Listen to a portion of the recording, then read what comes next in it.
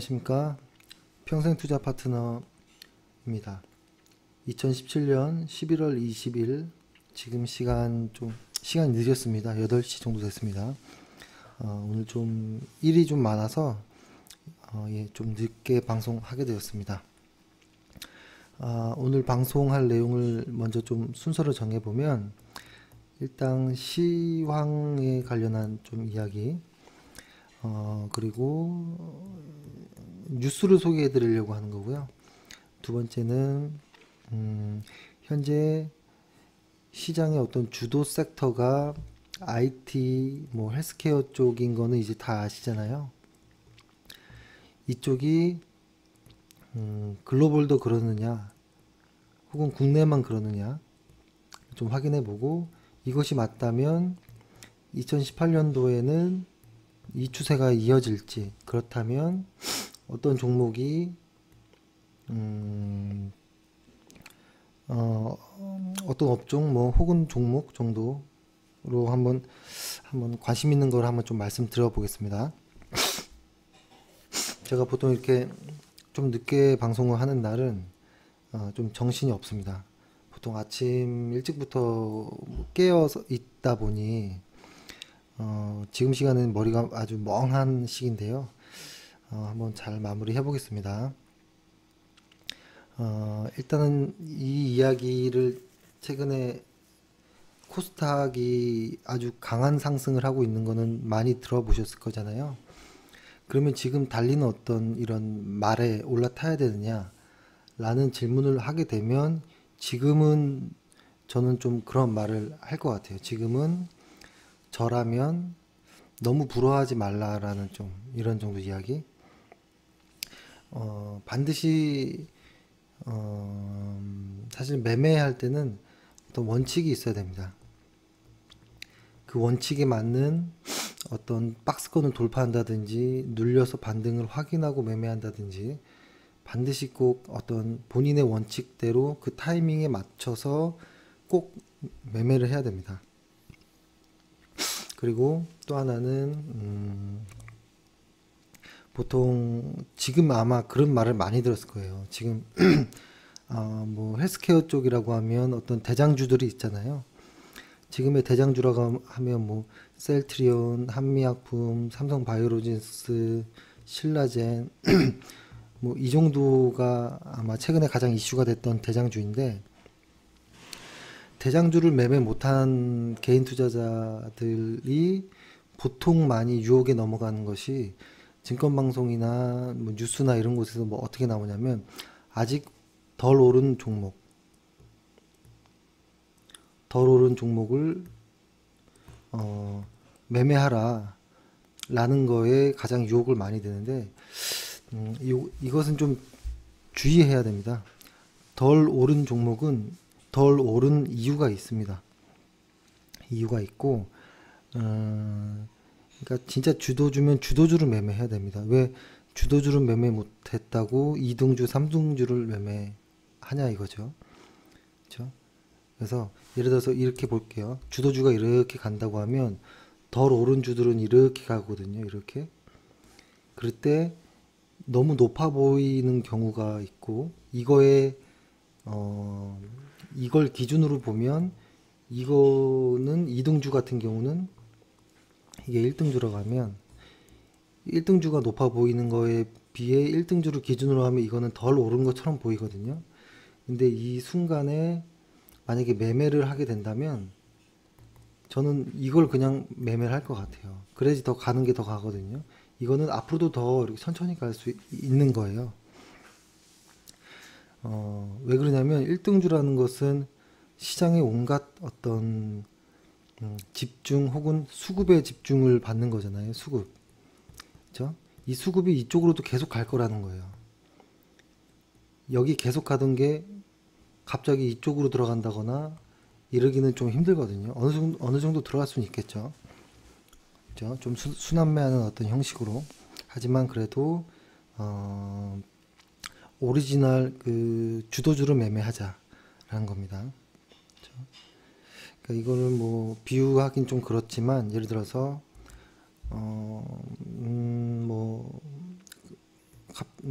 흔히 말해서 뭐 짝퉁 가방이라고 하잖아요. 오리지널 가방이 있고 그 다음에 짝퉁으로 만들어진 가방이 있다라고 하면 이걸 사야지 이걸 사면 안 된다라는 이야기입니다. 근데 이게 가방을 비교하니까 좀 사실 뭐 가방은 뭐 이거 사도 되고 이거 사도 되긴 하겠지만 주식은 그렇지 않아요. 그래서 주식은 오리지널 주도주만을 매매하는 게 좋고, 만약에 그것을 매매 못했다면 기다려야 됩니다. 기다려서 정확한 타이밍이 올 때까지 기다렸다 매매해야 됩니다. 예, 그걸 일단 먼저 말씀드리고, 그리고 또 하나 잠깐 뉴스를 먼저 말씀드리기 전에 이걸 제가 왜 말씀드리냐면 제가 이런 문의를 많이 받아서 그래요. 그러니까 지금 현재 우리가 보유하고 있는 종목들이 있잖아요. 그 제약적으로 셀트리온이라든지 한미라든지 또 다른 종목해서 파마라든지 이 종목을 매수 못했는데 혹시 안 오른 거가 있으면 좀 추천해 달라고 하거든요. 그때 가장 난감합니다. 그럴 때가 추천할 게 없거든요. 주도주면 매매해야 되지, 그렇죠? 그리고 가끔 고객분이랑 통화를 하다 보면 이런 이야기를 좀 제가 먼저 드리거든요. 혹시 어느 정도의 1년의 기대 수익을 원하냐 라고 하면 일반적으로 처음에는 조금 망설이다가 은행 이자보다 조금 높은 거를 원한다. 그래서 좀 구체적으로 이야기해 보면 보통 30%에서 1년에 50% 정도의 기대 수익을 원해요. 이거는 불가능할 수도 있습니다. 아마 이거에 실망할 분도 있을 텐데, 만약에 내가 1년에 기대 수익을 30% 50% 정도씩 낼 거야, 아주 강세장 아닌 이상, 평균을 말하는 겁니다. 강세장은 더 나올 수도 있겠죠. 하지만 평균적으로 오랫동안 한다라고 가정했을 때 1년에 3에서 50%의 기대 수익을 나는 주식에서 얻지 못해라고 한다면, 해서 실망한다면 주식을 하기가 힘듭니다. 길게 하기가. 왜냐면 지금 생각해 보시면 뭐 그 유명한 뭐 워렌 버핏도 1년에 15% 정도밖에 수익을 못 내요. 조지 소로스 같은 경우는 20%, 뭐 25% 정도까지 수익을 내긴 하지만 1년에. 근데 우리가 아무것도 잘 모르는 우리가 30%에서 50%의 기대 수익을 낸다라는 거는 그건 좀 이상합니다. 이상하고, 그리고 또 하나, 이 30% 50%라는 기대 수익이 얼마나 굉장한 거냐면, 지금 한국에 상장된 주식이 2024개인가요 현재? 그 정도 되죠. 여기에서 영업이익이 30% 이상 되는 종목이 60개 정도밖에 되지 않아요 현재. 30개. 근데 이 이상은 확 줄어들거든요. 그렇다면은 2000개 중에 30개면 약 한 3% 정도 되나요? 그죠? 상장한 주식 중에서 3% 정도밖에 그런 영업이익을 못 갖는 거거든요. 30%. 근데 당연히 순이익은 더 떨어지겠죠. 20%뭐 언저리로. 근데 우리가 순이익을 주식으로 30에서 50으로 얻는다라는 거는 한국에 상장된 웬만한 모든 기업보다 더 잘한다는 거예요. 주식 사업을. 그러면 만약에 안정적으로 30% 정도의 1년에 주식 수익을 낼 수 있는 사람이다 라면 모든 걸 다 접어치우고 주식 하시는 게 좋습니다. 자금이 없습니다. 그러면 빌려서 하면 됩니다. 담보를 잡고. 그렇죠? 아무리 비싸게 뭐 담보를 해도, 담보 뭐 신용 뭐 이것저것 해도 10%를 못 넘길 거예요. 15%까지 뭐 캐피탈까지 쓴다면 10% 20%. 그래도 남잖아요. 그래서 기대 수익을 너무 높게 잡으면 호흡이 빨라진다는 단점이 있어서 말씀드리는 거고, 호흡이 빨라지면 실수합니다. 그래서 결론은 주식시장에서는 안전이 최고인 거고 리스크 관리가 최고라는 거예요. 시장이 좋을 때는 벌 수 있거든요. 하지만 너무나 큰 기대 수익을 원하면 시장이 약세일 때 무리한 진입을 하다가 번거를 까먹는 결과가 오기 때문에 항상 시간이 지나도 얼마 돈을 못 버는 어떤 그런 결과가 나옵니다. 그래서 이걸 좀 서두에 좀 말씀드리고, 저희 회원분께서도 혹은 뭐 이거를 보는 시청하시는 분들도 기대 수익을 한번 정확히 잡아보세요. 1년에 내가 20% 기대 수익을 내겠다. 1억이면 뭐 1억 2천까지, 내년에는 그 다음에는 1억 4,400 내겠다. 이런 식으로 해서 시간을 할애해야 되는 겁니다. 그러면은 1년에 20%면 한 달에 1, 2% 정도, 한 2% 정도 수익인 거니까 마음이 편해질 거예요. 욕심 안 내고. 한 달에 2% 수익이면 뭐 해볼 수 있지 않을까요? 그렇죠?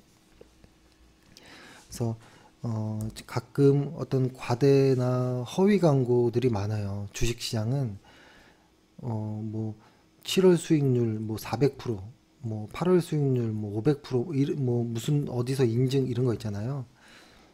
저는 이 업종에 있기 때문에 알지만 제가 확인한 바로는 거의 99% 정도는 가짜입니다. 만약에 1년에 500%씩 내는 어떤 투자 자문사가 있다고 하면 굳이 그런 광고를 뭐하러 할까요? 그쵸? 그냥 혼자 하면 되죠. 이거는 다 가짜입니다. 예, 이런 거는 믿지 마시고 이제 본론으로 한번 들어가 보겠습니다. 일단 첫 번째, 오늘 좋은 뉴스가 하나 떴다고 했잖아요. 그 좋은 뉴스가 요겁니다. 오늘 이런 뉴스가 나왔죠. 거래소에 거래소 아니죠. 아이고, 컴퓨터가 좀 이상합니다. 컴퓨터가 좀 말을 안 듣는데요. 잠시만요. 뭔가 좀 버벅대는 것이 잠시만요. 말씀드릴게요. 이렇게 멈추질 않지.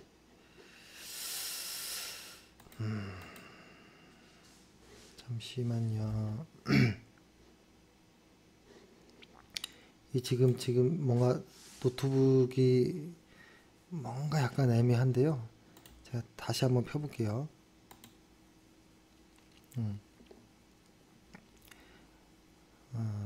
예, 나오고 있습니다. 오늘은 그 코리아 인베스트먼트 페스티벌이라고 국내 최대 IR 축제가 있는데요.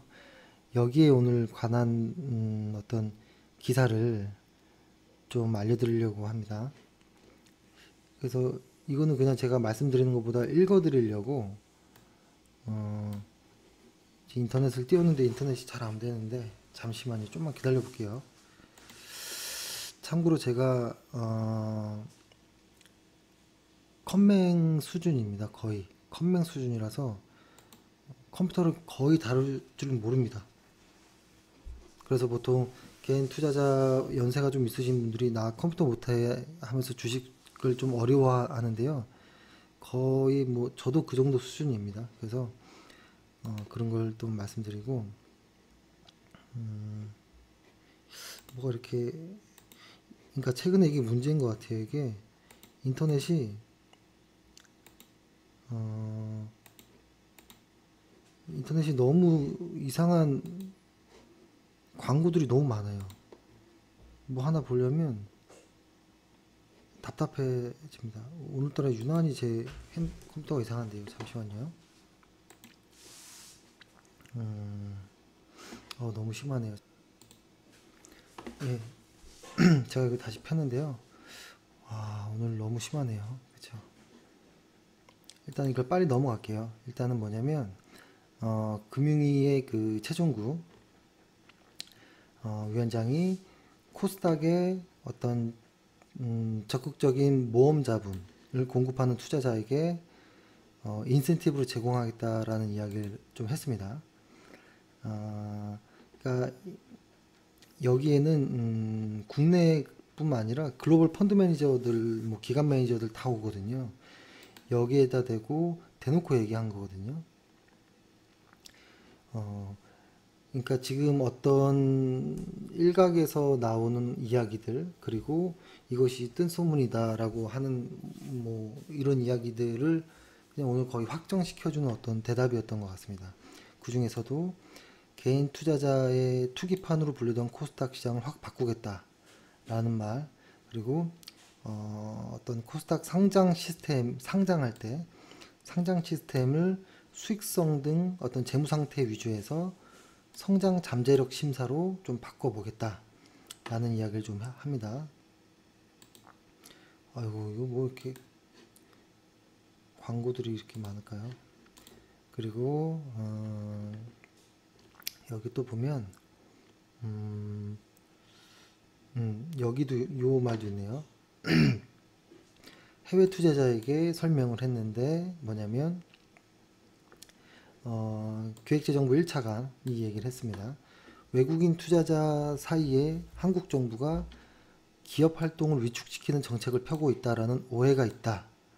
근데 이것을 정부는 기업 지배구조 투명성을 높여 경쟁력을 끌어올리는 정책에 집중하고 있다 라고 말했다라는 거.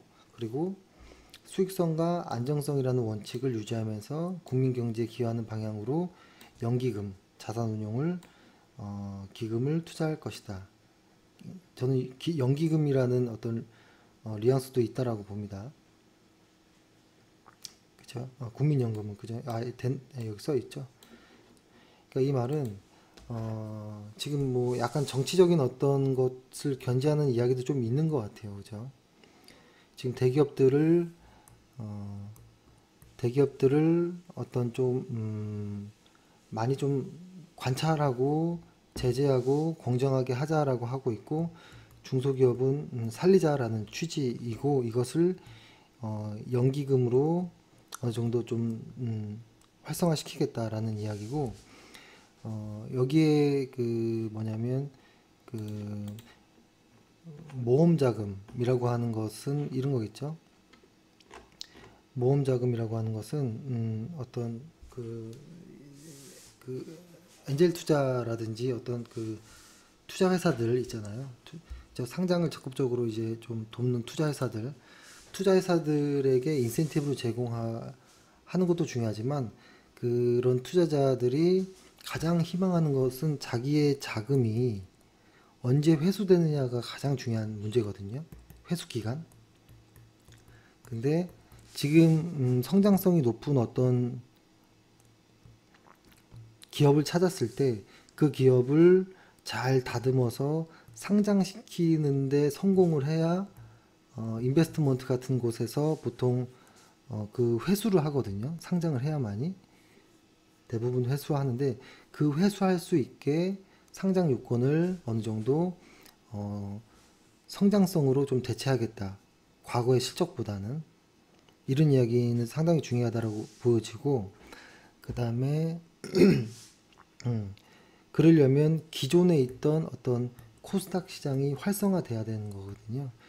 코스닥 시장이 활성화되려고 하기 때문에 연기금을 좀 잘 운영해 보겠다. 그래서 코스닥을 활성화시키고 신규 종목들을 상장시키고 계속 그것들로 인해 일자리를 창출하겠다. 일자리. 이것이 이제 정부의 어떤 정책인 것 같아요. 그래서 오늘 중요한 어떤 모임에서 이러한 이야기가 나왔다라는 거가 아주 의미 있다라고 보여집니다. 그래서 그런지 몰라도 오늘 코스닥은 1.2% 정도 상승을 했고, 코스피는 오늘도 하락을 했습니다. 거래량을 동반했고, 그래서 보면 본격적으로 한 6번 정도의 분산 이후에 또 추가로 한 4차례 정도의 분산이 나왔거든요. 이 정도 되면 이것이 왜 분산이란 게 무섭냐면, 요 원저리 때 가격에 또 나쁜 어떤 악성 매물이 존재하고 이 윗가격도 악성 매물이 존재하거든요. 그래서 이 지수가 여기에서 반등하기보다는 더 빠질 확률도 있을 수도 있어요. 이 박스권을 깨고 내려오면. 그리고 올라갈 때 이런 매물대에 다 걸린다라는 거죠. 그래서 보통 이렇게 한번 휘청거리는 어떤 약세 모습이 나오면 한 두어 달 약세가 진행됩니다. 한두 달 이상은. 그래서 코스피 혹은 지금 코스피만 그런 것이 아니라 글로벌 시장의 대형주 지수들이 대부분 그렇습니다. 그래서 지금의 코스닥은 조금 예외적인 거고, 코스피는 어느 정도 코스피 그리고 글로벌 어떤 지수들이 겪고 있는 현상이다 최근에. 그래서 우리가 시장을 너무 좋게 볼 건 아닌 것 같아요. 그러니까 어떤 펀더멘털이 2017년, 2018년 계속 우상향 한다 할지언도 그 안에 주가는 직선으로 안 가고요. 이렇게 갈 거란 말이죠. 그쵸? 그랬을 때 이런 약세권에서 좀 조심하자라는 이야기를 드리는 겁니다. 드리는 거고, 그리고 시장 이야기를 잠깐 이렇게 하고, 그 다음에 지금의 어떤 이런 코스닥의 성장을 이끌었던, 그리고 과거에 IT를 이끌었던, 코스피를 이끌었던 IT, 그것들이 국내에서만 흐름이 이렇느냐, 해외에도 그러느냐를 좀 봐야겠죠. 왜냐면 큰 그림에서 같이 가는 동조 현상이 많이 나타나기 때문에 그렇고, 그걸 제가 한번 그림으로 한번 보여드려 보면 예, 여기 있네요. 이거를 좀 확대해 볼게요. 확대를 해보면 이거를 확대로 어떻게 줄이지? 여기 있네요. 예. 이게 글로벌 금융위기 이후 선진국 성장 헤게모니는 IT와 헬스케어였다라고 되어 있잖아요. 요 빨간 선 있잖아요. 요 빨간 선이 서브프라임 시기입니다. 서브프라임의 어떤 시기이고, 그 다음에 여기 위에 진한 초록색 선, 요 선, 이렇게 올라가고 있는 선, 이것이 IT 헬스케어의 시가총액 비중이거든요. 그러면은 그 밑에 있는 선을 한번 볼게요. 이 밑에 있는 선은 흔히 우리 시클리컬이라고 하잖아요. 에너지, 소재, 산업재 이런 것들, 그렇죠? 요 에너지, 소재, 산업재 비중이 되어 있는 것을 지수화해 보면 이렇게 됐다라는 거거든요. 이 말은 좀 의미가 있다라고 보여져요. 뭐냐면 이렇게, 그렇죠? 이 말은 지금의 어떤 과거의 어떤 이런 시클리컬한 어떤 산업에 저물고 있다라는 것이고, 그거의 자금들은 모두 지금 IT와 헬스케어로 가고 있다라고 보는 거고, 이것은 2년 전부터 그랬다는 거예요. 2년 전부터. 근데 한국 시장에서는 어땠냐면 2년 전에 코스피와 코스닥이 있다면 코스피에서는 어느 정도 IT 쪽이 날라갔거든요. 그죠? 헬스케어도 조금씩 가긴 했죠. 근데 지금 최근처럼 이러진 않았지만 그 2년 동안에 코스피는 따라갔는데 코스피는 따라가지 못하고 있었던 상황이었죠. 근데 MSCI 선진국 지수, 선진국에서는 벌써 2년 전부터 이런 모습이 있었다라는 거입니다. 그러면은 이것을 한번 또 보면 이제 신흥국 지수를 볼게요. 신흥국 증시. 신흥국 증시에서는 이제 여기 부분이 중요한 거예요. 이제 크로스가 냈다라는 거. 크로스. 그죠? IT 헬스케어 시가총액의 비중이 커지고 있는데 이것이 에너지나 소재 이쪽의 비중을 드디어 넘는 시기가 이번 연도였다라는 겁니다. 그러니까 글로벌 단에서 먼저 움직였고 신흥국 시장에서는 지금 가고 있다. 아마 그 전철을 밟을 것 같은 이런 모습인 건데, 그러면은 이게 내년에도 갈지 안 갈지는 무엇을 보면 좀 확인할 수 있을까요? 자, 요걸 한번 확인. 그거는 이제 실적을 보면 알 수 있겠죠? 실적.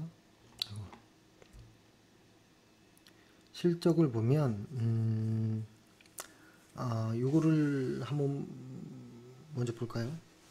내년 전망치. 내년 전망치. 이걸로 먼저 보면 잘 보일지 모르겠지만 이쪽이 코스피고 이쪽이 코스닥입니다. 코스닥인데 2017년도가 진한색이에요. 2017년도가 코스피가 순이익 추정치가 140조 정도로 가고 있었는데 내년에는 150조가 넘는 걸로 상향 조정되고 있다라는 거. 더 간다라는 소리입니다. 그리고 코스닥도 2017년에는 7조 정도에서 유지됐던 순이익 전망이 2018년도에 들어서는 8조가 넘는 순이익이 상향되는 어떤 전망입니다. 그러면 이렇게 되겠죠. 주가는 실적을 따라가니 순이익이 증가하면 시가총액도 증가하는 것이 당연한 거거든요. 그러면 현재 상황을 한번 또 볼게요. 현재 상황을 좀 보면 잘 보이겠죠? MSCI 한국 시가총액 이 진한색입니다. 시가총액이 이렇게 그렇죠? 한국 시가총액 비중입니다. 그러니까 글로벌 증시 내에서 국내의 비중이 어떻게 되는지를 보는 거예요. 근데 시가총액은 이 정도라고 볼게요. 2%대. 근데 순이익의 비중은 늘어나고 있어요. 순이익. 이렇게. 근데 시가총액은 이 밑에 있어요. 근데 내년에는 순이익이 더 증가할 거라고 하죠. 그럼 시가총액 사실은 지금 이 정도의 괴리도 맞춰줘야 되거든요. 근데 내년에는 더 가니까 내년엔 더 따라가겠죠. 이렇게. 이 말은 국내 증시 역시도 내년도 순이익 따라 주가는 상승할 것이다 라고 우린 좀 예측을 할 수 있습니다. 이게 진짜 맞느냐라고 보면 애매하게 대답을 할 수가 있어요. 뭐냐면 길게 보면 맞다라는 거예요. 길게 보면 이게 왜 그러냐면 보면 제가 코스닥을 한번 볼게요. 코스닥을 보면 아까 그 자료에서 보면 뭐라고 했었냐면 IT와 헬스케어의 선진국 MSCI 지수 상에서 봤을 때 2년 전부터 오르고 있었다고 했잖아요. 그렇죠? 그러면 그랬는데 근데 코스피는 잘 따라갔다라고 했었죠. 2년 전부터. 여기 2년 전부터 바닥을 잡고 IT 위주로 해서 시장은 여기까지 왔거든요. 그러면 코스닥은 근데 못 가고 있었다 라는 거죠. 코스닥은 오히려 하락했고 최근 들어서 바닥을 잡고 좀 올라가는 모습이라는 거예요. 그러면 이 코스닥에서는 왜 못 가고 있었을까라고 좀 봐야 되는데 그 이유가 바로 아까 처음에 말씀드렸던 그 뉴스에서 나왔던 거죠. 뉴스. 그 뉴스에서는 정부가 기업을 좀 옥죄고 있는 것이 아니냐 이런 소문이 있다라고 하는데 그거에 내면으로 더 들어가면 과거에 그리고 그것을 이제 해소하기 위해서 연기금을 잘 운용하겠다라고 했잖아요. 그러면 과거의 연기금 운용은 대형주 위주의 어떤 가이드가 있었거든요. 그러니까 시가총액이 1,000억이 넘지 않는다면 투자를 하지 마라라든지 어떤 좀 구체적인 가이드라인으로 인해서 대형주 위주의 어떤 포트폴리오를 짤 수밖에 없었어요. 그리고 코스닥의 비중 역시 작았고 그러다 보니 코스닥이 과거에 한 차례 쭉 올라온 이후에 계속 좀 흘러내리는 이런 모습을 보였다라는 거죠. 그러니까 선진국 시장에서 어떤 IT 헬스케어 쪽이 쭉 올라가고 있을 때 코스피는 같이 갔다라는 거고 하지만 코스닥은 오히려 못 가고 있다가 최근에 조금 올라오는 요 정도다라는 거예요. 근데 최근에 그러면 코스닥이 왜 오르느냐 이것들을 해소하겠다라고 하는 어떤 정부 정책의 의지가 좀 담긴 것이 아니냐라고 좀 보여지기도 하는데 사실 이것들에 대한 어떤 이것까지도 한번 말씀드려보면 오늘 마지막으로 해서 이걸 좀 마무리 지으려고 하는데 뭐냐면 지금 코스닥이 어떤 이렇게 갑자기 붐이 일어나는 계기가 셀트리온이 시작점이었던 거예요. 셀트리온 한번 볼게요. 셀트리온 방금 코스닥과 거의 비슷한 흐름을 같이 보이고 있죠. 근데 코스닥도 2년 전부터도 같이 바닥을 잡고 올랐습니다. 근데 횡보 기간이 1년 넘는 횡보 기간이 있었다라는 것이죠. 근데 그것이 바닥을 잡고 올라가면서 코스닥을 많이 도왔는데 이거의 강세가 뭐냐면 일단은 이 상승의 주력은 연기금이었고 외국인이었거든요. 그러니까 코스닥 시장에 대한 순매수 금액 중에서 50% 정도가 셀트리온을 매수했습니다. 그래서 이렇게 셀트리온이 한때 쭉쭉쭉 올라오고 있었던 찰나에 사건이 생긴 거죠. 예를 들어서 셀트리온이 나 코스피로 갈래. 그때 뭐 셀트리온은 뭐 공매도도 많고 대우 못 받는다 이런 것 때문에 코스피로 갈래라고 하니까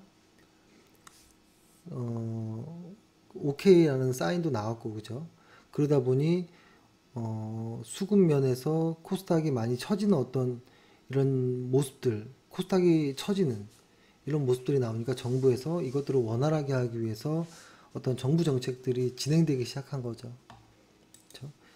그런 이슈들로 인해서 코스닥이 지금 좀 강하게 반등하고 있다라는 것도 하나 있고, 또 하나는 어떤 정부 정책의 의지를 이제는 믿고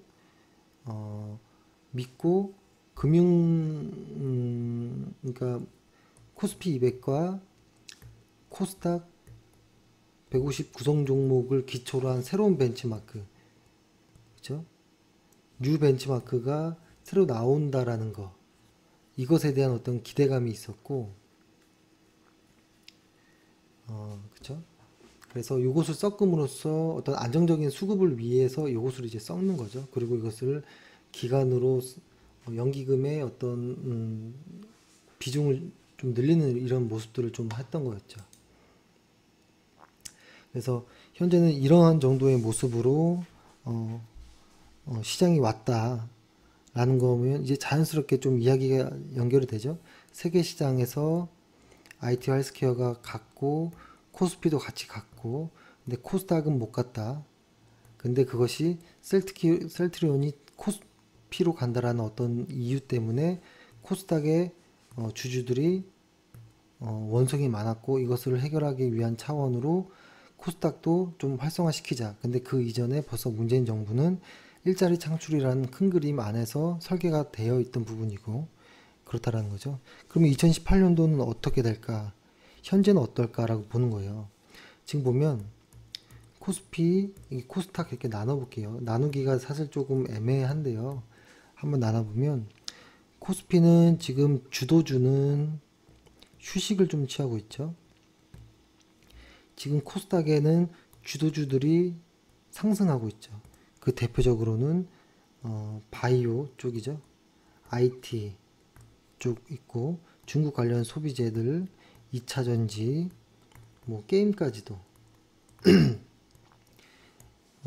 상승, 코스닥은 상승, 코스피는 하락 혹은 휴식 정도의 모습인데 얘네들이 지금 위주가 되고 있는데, 현재 사실 여기에서도 최근에 살짝 움직이는 모습이 좀 있습니다. 이죠. 환율이 좀 떨어지면서 이런 거죠. CJ제일제당 환율 뭐 수혜주라고도 뭐 얘기를 많이 하죠. 그리고 뭐 신세계, 오뚜기, 그리고 뭐 한세, 그리고 화성 엔터프라이즈, 이 정도의 어떤 종목들이 최근에는 조금 이제 가고 있는데, 사실 제가 드리고 싶은 말씀은 최근에 뭐 저환율이라고 해서 종목들을 관심 종목을 많이 말씀드리는 경우가 있거든요. 저희도 CJ제일제당, 뭐 신세계 오뚜기, 한세실업, 화성엔터 다 이야기를 좀 드리긴 했는데요. 지금 이 종목은 주도주는 아닙니다. 주도주는 아니라는 거는 확실히 명심해야 되고, 이런 종목들이 2년, 3년 이렇게 갈 수는 없습니다. 하지만 매매는 가능합니다. 매매는 가능한데 주도주는 아니다라는 것을 좀 알면 좋겠고, 그러면 지금이 11월 달인데 앞으로 12월 달에는 아마 배당 관련한 어떠한 이슈들로 인해서 코스피에서의 어느 정도 상승이 좀 나올 걸로 보고, 코스닥은 거꾸로 대주주 과세되는 부분 때문에 어느 정도의 조금 조정이 좀 불가피해 보인다라는 생각이 듭니다. 그러면서 지금의 코스피와 코스닥이 어느 정도 좀 키 맞추기가 완성되지 않을까. 코스닥은 좀 더 오른다든지 코스피가 조금 더 빠진다든지 이런 모습이 될 것 같고, 다가오는 2018년도에는 다시 대장주들이 갑니다. IT, 헬스케어, 뭐 2차 전지도 될 수 있고, 이런 정도의 흐름으로 좀 보시면 좋을 것 같아요. 시장 자체를. 그래서 내가 만약에 대장주가 없다고 하면 기다리셨다가 대장주를 매매하십시오. 대장주는 지금 상황에서 너무 뻔하게 나와 있거든요. 그렇죠? 지금 오늘 한번 CJ제일제당, 대장주는 아니지만 매매는 가능한 종목들 한번 보여드리면, CJ제일제당, 요건 제가 주간 차트로 보여드릴게요. CJ제일제당 현재 이 바닥권을 길게 횡보하던 것이 이제 좀 상승을 보이는 듯한 이런 모습이 좀 나오고요. 근데 주간 차트 상에서도 보면 지금 어느 정도는 상승에 대한 어떤 약간의 부담은 있습니다. 부담이 있지만 요거 한 42만원 정도대를 깨면 45만 8천원 정도 이 구간까지도 진입이 좀 가능하지 않을까 라는 좀 생각을 하고, 신세계도 있습니다. 제가 이거를 종목을 왜 말씀드리냐면, 주도주를 매매를 하자라고 말씀을 드리지만 나는 코스닥은 싫어 라고 하는 분도 있거든요. 그럴 경우에는 좀 관심 있게 좀 이런 종목들도 좀 보면 좋겠다라고 생각을 하는 겁니다. CJ제일제당도 지금 전고점의 부담은 좀 있어요. 지금 확실히 이 전고점에 대한 부담은 좀 있습니다. 있지만 아주 강한 상승이 좀 나와 있는 모습이고, 그리고 오뚜기는 자리가 조금 더 이쁜 모습이긴 하죠. 역시 이 종목도 89만 4천원 정도의 부담이 있지만 이것을 깬다면 그 다음에는 꽤 열려 있을 수도 있겠다 라고 좀 보여집니다. 그리고 한세실업은 제가 예전에 3만원 이하권은 매매를 자제합시다 라고 했잖아요. 이제 그 3만원을 좀 돌파하는 모습입니다. 이 3만원대를 여기를 돌파를 한다면 기다렸다가 눌렸을 때 천천히 매수해도 됩니다. 진짜 가는 주식들은 계속 가거든요. 이것도 한번 유의있게 좀 보시면 좋을 것 같고,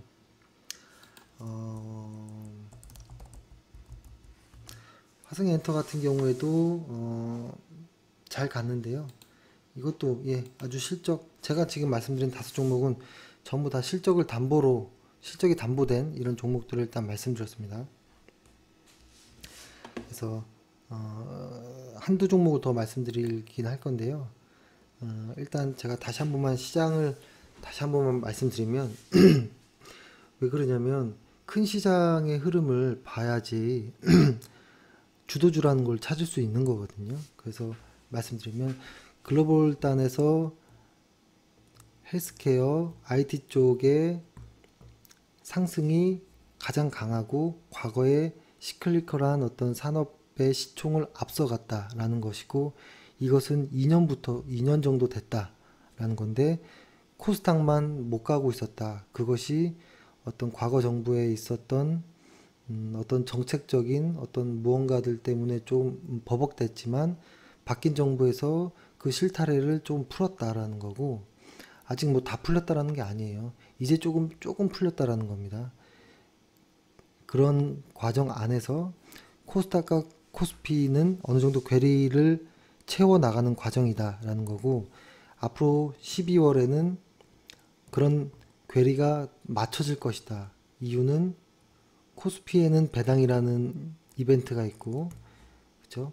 코스닥에는 어떤 대주주 과세라는 어떤 약간의 악재가 있기 때문에 지금의 코스피와 코스닥은 12월 정도까지는 좀 괴리를 맞출 것 같다. 대신에 지금 코스닥의 주도주들은 IT 헬스케어, 중국 관련한 어떤 기업, 2차 전지 게임 뭐 이런 것들이 될 수 있고, 코스피는 잠깐 쉬긴 하지만 쉬는 동안에 어떤 환율 관련한 어떤 이러한 종목들이 좀 수혜를 볼 수도 있다라는 정도. 그리고 대장주는 2018년도에 지금과 같은 IT 헬스케어는 계속 갈 거다라는 것이고, 코스피에서는 삼성전기를 저는 좀 가장 유심히 보고 있거든요. 삼성전기. 삼성전기를 저는 2017년도 초에도 대장이라고 생각했고 2018년도에도 아마 대장이 될 것이다라고 봅니다. 근데 제가 아까 저환율 관련한 수혜주로 5종목을 말씀드리고, 이 종목은 하지만 매매는 가능하나 주도주는 아니다라고 이야기를 드렸잖아요. 그리고 꼭 환율 관련해서 종목들을 이것저것 많이 추천이 되는데요.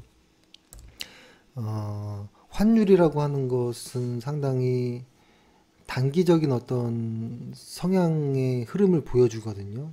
외국인 수급에 있어서. 근데 환율의 가장 큰 어떤 연관성이 있는 것은 GDP입니다. GDP, 환율이란 것은. 예를 들어서 전체 세계 시장이 있는데 이 안에 과거에는 미국이 이렇게 있었다라고 해볼게요. 미국에 성장했던 2014, 15, 16 나홀로 미국만 성장하고 있었던 그 시기 때는 미국의 GDP가 오르니까 미국의 환율이 강했어요. 그래서 상대적으로 나머지의 환율이 약했거든요. 그러다 보니 미국의 달러가 강하니까 상대편에 있는 오히려 뭐 원자재 가격이 떨어지고 신흥국 시장이 하락했던 이유가 됐는데요. 지금의 상승은 뭐냐면 미국의 시장은 차지하는 미국의 GDP보다 유럽, 뭐 신흥국, 뭐 여러 나라의 GDP가 골고루 다 오르고 있다는 거예요. 그렇다 보니 미국을 뺀 나머지 나라의 시장이 좋으니까 얘네들의 통화 가치가 상승하는 거고, 미국은 상대적으로 약세를 유지하는 거거든요. 이런 상황을 좀 일단은 알면 좋을 것 같고, 그리고 이런 이야기를 좀 오해식으로도 많이 하는데, 환율에 따라서 수출 기업이 어떤 건 수출 기업이 좋고 어떤 거는 뭐 수입하는 기업이 좋다라는 아주 1차원적인 생각을 할 수도 있거든요. 맞을 수도 있습니다. 하지만 지금의 대기업들 혹은 아주 훌륭한 기업들은 환율 관련해서 환해지를 충실하고 있습니다. 환해지 상품에 다 가입이 되어 있고 회사 내부에 환해지를 전문으로 하는 팀도 있기 때문에 환율 관련해서는 사실 큰 의미가 없을 때도 많다. 그리고 지금은 그 환율로 인해서 지속적인 외국인들의 수급이 갑자기 꺾이기는 좀 쉽지 않다. 이 환이란 것을 이해하고 있기 때문에. 그렇죠? 그래서 이 환율 관련한 수혜주라는 것은 아주 단기 호재인 거고요. 이런 것들은 일주일만 지나면 싹 없어집니다. 이런 관심 종목을 추천했던 것들 있잖아요. 환율의 수혜주들을 최근에 많이 나오더라고요. 금요일날, 월요일날 해서. 이건 일주일만 지나면 그 말이 싹 들어갑니다. 보통. 그래서 이런 거는 주 메인이 아니라는 거고, 진짜 메인은 순이익이 증가하는지, 그 회사가. 순이익이 증가하면 주가는 같이 따라갑니다. 이것이 핵심이라는 거고, 이것의 앞으로 상단에 가장 성장이 높을 섹터는 IT와 헬스케어라는 것이 결론이라는 거죠. 그래서 2018년도도 이런 식으로 갈 수 있다라는 겁니다. 그리고 저희의 포트폴리오 중에서 저희는 지금 정책 관련한 종목 그 그룹이 있고, 중국 관련한 소비주들이 있고, 게임주 있고, 제약바이오가 있고, 그쵸? 제약바이오가 있고, 제가 지금 갑자기 생각이 안 나네요. 이렇게 있죠? 잠시만요. 그리고 2차 전지도 있고.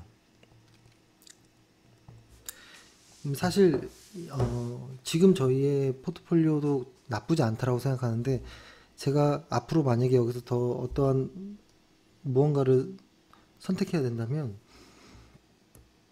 IT 쪽에서 아까 삼성전자, 삼성전기라든지 어떤 SKC 코오롱 PI라든지 V원텍 이런 쪽을 좀 택하고 싶고요. 그러니까 IT 정도라고 좀 IT 쪽이 좀 더 들어갔으면 좋겠다라는 생각을 합니다. 그게 아마 이쪽 혹은 뭐 이쪽에서 무언가 하나가 이익 실현이 되면 좀 들어오려고 생각을 하고, 그 중에서 가장 제가 SKC 코오롱 PI를 좀 좋게 보고 있고, 그 다음 V원텍 인데요. 특히 이 SKC 코오롱 PI 같은 경우에는 저희가 과거에 했었던 종목이잖아요. 그죠? 찾아볼게요. SKC 코오롱 PI. 이건 지금 주간 차트입니다. 주간 차트 상에서 그때도 예전에도 기억이 나지만 이 전고점에 대한 어떠한 매물들이 이렇게 깔려 있었거든요. 이렇게 이 정도만 그려볼게요. 깔려 있었고, 진짜 상승은 여기를 돌파하는 순간이었거든요. 2017년 초기 2, 3월 달부터 마지막이 7월 5일인가 뭐 이 정도가 마지막 추천했을 때, 이때가 마지막 매수 자리였거든요. 보면 요 이후에는 이 윗자리는 매수가 들어가기가 힘든 자리였습니다. 그래서 여기를 마지막으로 매수가 끝났고 한번 수익이 내고, 그 다음에 매도를 하고 다시 이제 시작하려고 하는 건데요. 지금 자리가 좀 중요해 보입니다. 지금 자리 같은 경우에 이렇게 좀 가까이서 보면 지금 전고점을 테스트를 저는 이 정도면 거래량이 좀 부족해서 그렇지 어느 정도 돌파가 된 것이 아닌가라는 생각을 하는데, 보통 이런 전고점을 돌파할 때는 테스트 기간이 필요한데요. 한 3일에서 5일 정도는 여유 있게 보고 들어가도 괜찮다라고 생각합니다.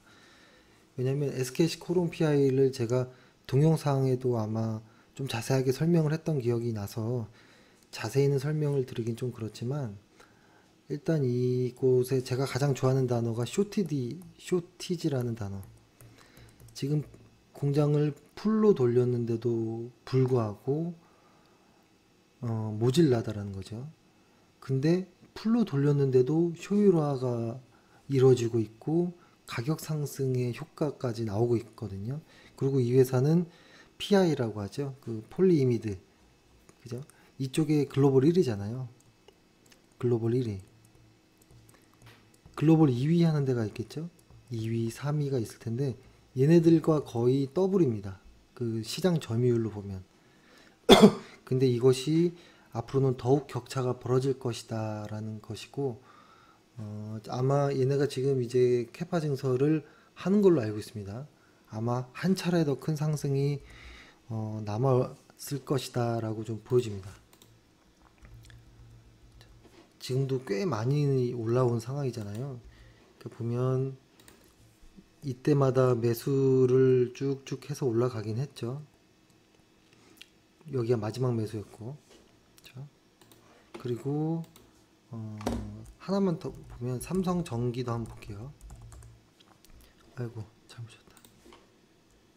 삼성전기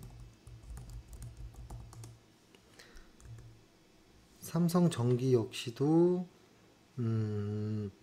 지금 꽤 오랜 시간, 2017년도 6월 달이니까 7월, 8월, 9월, 10월, 11월 약 한 5개월 가까이 지금 박스권에 갇혀 있거든요. 아마 이것도 돌파를 할 거라고 봅니다. 삼성전기 역시도. 코스피에서는 삼성전기가 대장일 가능성이 높고, 코스닥에서는 그러니까 SKC 코롱PI가 대장일 가능성이 높다라는 거고, 이 종목은 만약에 요것을 돌파한다면 이 부분, 그죠? 이 윗부분을 돌파한다면 매매를 할 생각입니다. 그리고 조금 더 작은 종목으로 하나 보면 V원택. V원택은 상장한 지 얼마 되진 않았잖아요. 얼마 되지 않은 이 상황에서 25,000원의 강한 어떤 지지를 하고 있고, 위로는 한 32,000원 가량의 어떤 지지와 저항 사이에 있는데요. 이 회사는 영업이익이 40%가 넘는다고 했잖아요. 그죠? 그리고 SKC 코롱PI도 마찬가지예요. 영업이익이 30%가 넘고요. 제가 정확히 기억 안 나는데 ROE 역시도 15%가 넘는 걸로 제가 기억을 하고 있거든요. 사실 그 글로벌 1위 기업에서 이렇게 영업이익과 ROE가 좋다라는 거는 매수를 안 하기가 어려운 부분이 좀 있죠. 이 정도라면. 그리고 V원택 같은 경우에는 2차 전지 쪽에서도 아픈 검사 장비를 이제 스타트 한 거죠. 했고, 그리고 OLED 쪽도 반드시 필요한 어떤 검사 장비인 거고. 근데 2018년도에 가장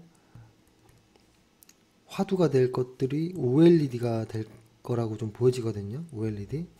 OLED 쪽이라면 LG 디스플레이도 있을 것이고 뭐 하겠지만, 대형주 아닌 코스닥 내 좀 작은 회사를 보면 V원택이 가장 수혜를 많이 입을 것이다 라고 생각을 하고, OLED가 LCD에서 OLED로 갈 수 있는 계기는 예전에 한번 말씀드렸지만 가장 중요한 건 가격입니다. 가격.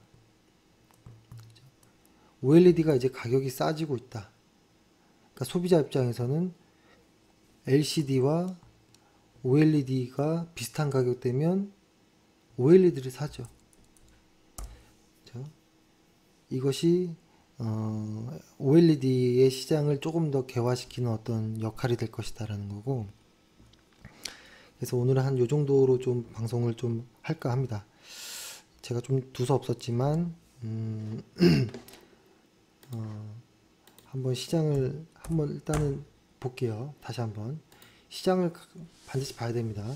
지금 글로벌 증시, 코스피, 지금 대형주 관련한 종목, 대형주 쪽은 지금 약세 시장을 보이는 게 맞습니다.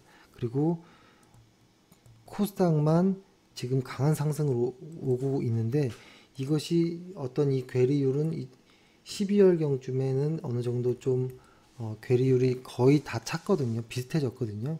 어느 정도 맞추게 될 것이다. 그것에 대한 어떤 이슈들은 저환율이라는 이야기가 아니고, 저환율은 단기적인 어떤 뉴스일 가능성이 높습니다. 그렇죠? 저환율이란 게 시대가 계속 유지될 거거든요. 계속 더 떨어지지 않을 거예요. 환율이. 그렇죠? 지금 1,000원 밑으로 깨버리진 않는다라는 소리입니다. 그렇죠? 그렇다면 어느 정도 하방에서 계속 이렇게 좀 흐른다라는 건데요. 이렇게 되면 저환율에 대한 어떤 메리트가 좀 없어집니다. 그래서 이번 12월 정도까지는 지금의 코스닥은 추세를 유지할 것 같은데 속도 조절은 좀 할 것 같다. 그 대신 코스닥은 어떤 배당 관련한 이슈로 인해서 12월에 조금 오를 수도 있겠다 라는 거고, 2018년도를 보면 2018년도 같은 경우에는 다시 시작할 것이다. IT와 헬스케어가 탑픽 업종이고, 이유는 순이익이 많이 증가하기 때문이다 라는 걸로 좀 마무리를 하고, 지금 저희의 회원분들에게 좀 말씀드리지만 저희의 종목 중에서 아직 매도 시그널이 나온 게 없기 때문에 일단 수익을 좀 더 극대화를 해보고, 제가 가장 관심 있어 하는 게 SKC 코롱PI, 삼성전기, V원택, 그쵸? 얘네들을 언제 한번 매매 타이밍이 잘 나오면 그때 매수를 좀 들어갈 것이고, 그것은 지금의 포트폴리오 중 일부를 이익 실현해서 들어갈 것입니다. 일단은 이 정도로 오늘 마무리 하겠고요. 오늘 하루도 고생 많으셨고, 내일도 화이팅 하겠습니다.